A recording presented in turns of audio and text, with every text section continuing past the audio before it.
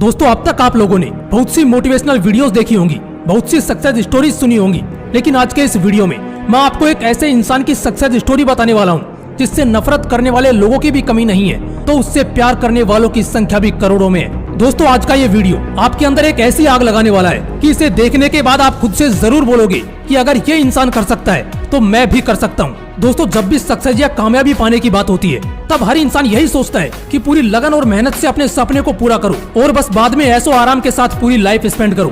लेकिन आज की इस वीडियो में मैं आपको एक ऐसे शख्सियत की जीवन गाथा से रूबरू करवाऊंगा जिसने बताया कि किसी भी इंसान की लाइफ बस उसे सक्सेस मिलने तक की नहीं होती, बल्कि उसकी असली कहानी तो कामयाबी मिलने के बाद शुरू होती है। ये ऐसी शख्सियत है जिसने कोई बहुत बड़ा रोमांटिक सीन किए बिना ही सबसे बड़े रोमांटिक स्टार का खिताब अपने नाम कर लिया। ये ऐसा बंदा है जिसने अपने हाजिर जवाबी दिमाग से बड़े बड़े लोगों के मुंह बंद करवाए।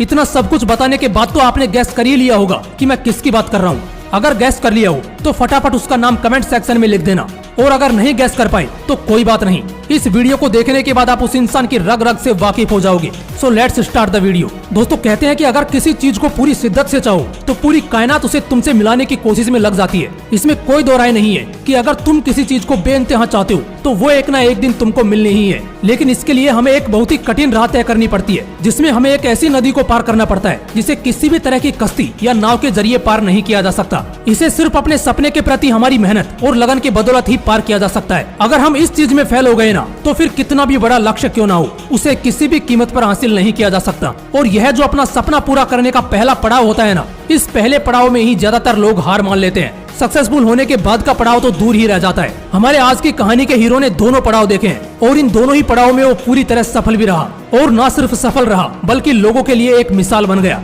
दोस्तों, ये कहानी शुरू होती है 2 नवंबर 1965 को, जब देश की राजधानी दिल्ली के एक मिडिल क्लास फैमिली में एक लड़के का जन्म होता है। ये लड़का बचपन से ही एक टैलेंटेड होनहार स्टूडेंट था। ये पढ़ाई के साथ साथ स्पोर्ट्स में भी टैलेंट से भरपूर था। स्पोर्ट में तो ये इतना बेहतरीन था कि अपने स्कूल के सबसे बेस्ट प्लेयर का अवार्ड इसने अपने नाम किया था। इसने मन ही मन ठान लिया था कि करियर बनाना है तो स्पोर्ट्स में ही बनाना है। इस सपने को पूरा करने के लिए वो रोज कड़ी मेहनत करने लगा। उसे दिन रात सोते जागते बस एक ही सपना आता कि वो एक बहुत बड़ा स्पोर्ट प्लेयर बन गया है। लेकिन एक दिन उसके इस सपने पर पानी फिर गया जब प्रैक्टिस करते वक्त उसको बुरी तरह चोट लगी।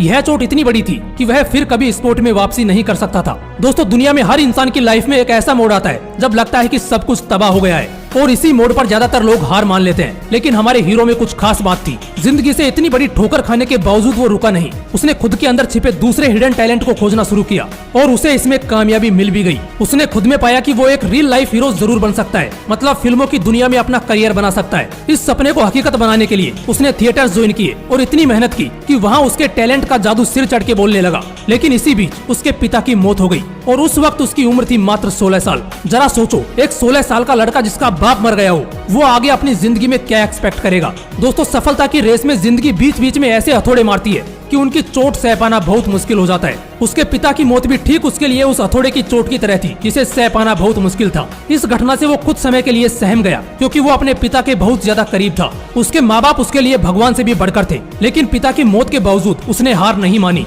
उसने अपने सपने को अपने पिता के सपने के रूप में देखा और कुछ ही दिनों में वो दोगुनी ताकत के साथ खड़ा हुआ और फिर से अपने सपने को पूरा करने की ओर बढ़ने लगा। वो इतने बेहतरीन ढंग से काम कर रहा था कि उसे टीवी सीरियल में काम करने का मौका मिल गया। दोस्तों, जब लोगों को इस तरह का मौका मिलता है तो वो लोग इसे अल्टीमेट सक्सेस मिलने की तरह सेलिब्रेट करते हैं। लेकिन हमारे हीरो ने इसे एक ऐसी अपॉर्चुनिटी के रूप में देखा जहां वो अपनी एक्टिंग स्किल्स को और भी ज्यादा इंप्रूव कर सकता है। और यह सच बात है क्योंकि इस दौरान उसे कई फिल्मों में काम करने का ऑफर आया, मगर उसने ये ऑफर्स ये कहते हुए ठुकरा दिए कि उसे अपनी स्किल्स को और भी ज्यादा इंप्रूव करना है, ताकि जब भी लोग उसकी परफॉर्मेंस देखें तो लोगों को उसे जज करने का मौका ही ना मिले। इसलिए वो टीवी सीरियल्स में ही काम करता रहा। लेकिन इसी दौरान उसकी माँ ने भी दुनिया को अलविदा कह दिया। इस घटना के बाद उसने ठान लिया कि वो अब अपने कदम आगे बढ़ाएगा और फिल्मी दुनिया में कदम रखेगा। और फाइनली वो फिल्मी दुनिया में कदम रखने के लिए बॉम्बे रवाना हो गया। साल 1991 में उसने एक एक्टर के तौर पर अपने फिल्मी करियर की शुरुआत की। वो शुरुआती समय में ही काफी हद तक अपनी छाप छोड़ने में कामयाब रहा। एक हीरो के तौर पर छोटी मोटी कामयाबी हासिल करने के बाद उसने कई फिल्मों में एंटी हीरो के तौर पर काम किया और फिर साल 1993 में उसकी फिल्म आई बाजीगर। इससे भी वो लोगों का मन जीतने में कामयाब रहा। एक हीरो के तौर पर तो उसने कई अवार्ड जीते, मगर एक विलन के रूप में भी उसने कई अवार्ड्स अपने नाम कर लिए। ये उन चुनिंदा लोगों में से एक था जिसने हीरो और विलन दोनों ही किरदारों से लोगों के मन में जगह बनाई हो। ये तो बस शुरुआत का समय था और शुरुआती समय में ही इसने इतना कुछ हासिल कर लिया। लेकिन इसकी जिंदगी का असली टर्निंग पॉइंट तो साल 1995 में आया, जब इसकी फिल्म दिलवाले दुल्हनिया ले जाएंगे रिलीज हुई। इस फिल्म ने ऐसे ऐसे रिकॉर्ड तोड़े और बनाए जो आज भी मजबूती से बने हुए हैं। दोस्तों, इस फिल्म की गिनती आज भी इंडियन फिल्म इंडस्ट्री की सबसे बेहतरीन और सबसे ज्यादा कमाई करने वाली फिल्मों में की जाती है।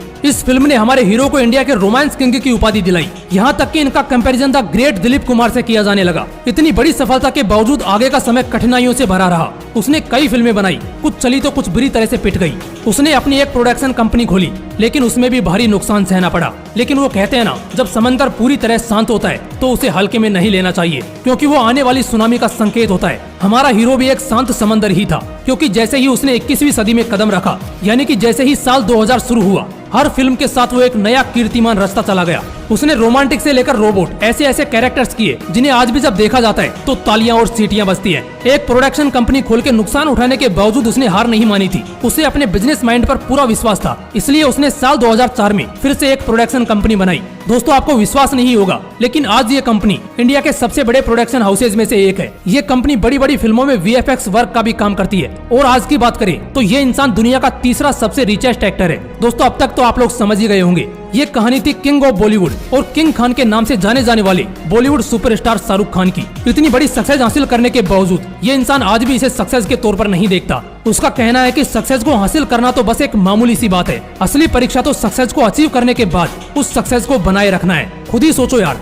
जो इंसान जीरो से उठकर दुनिया का सबसे धनी हीरो बन सकता है, तो तुम क्यों नहीं। इसलिए खुद पर विश्वास रखो, खुद की क्षमताओं पर विश्वास रखो, फिर देखना आप एक दिन जरूर कामयाब हो जाओगे। अगर वीडियो अच्छा लगा तो इसे अपने दोस्तों के साथ जरूर शेयर करना। और अगर अभी तक आपने मोटिवेशनल विंग्स को सब्सक्राइब नहीं किया है तो ऐसे ही पावरफुल मोटिवेशनल वीडियोस के लिए इसे सब्सक्राइब करके बेल आइकन जरूर दबा लेना। फिर मिलते हैं नेक्स्ट वीडियो में एक नए मोटिवेशन के साथ। जय हिंद, वंदे मातरम।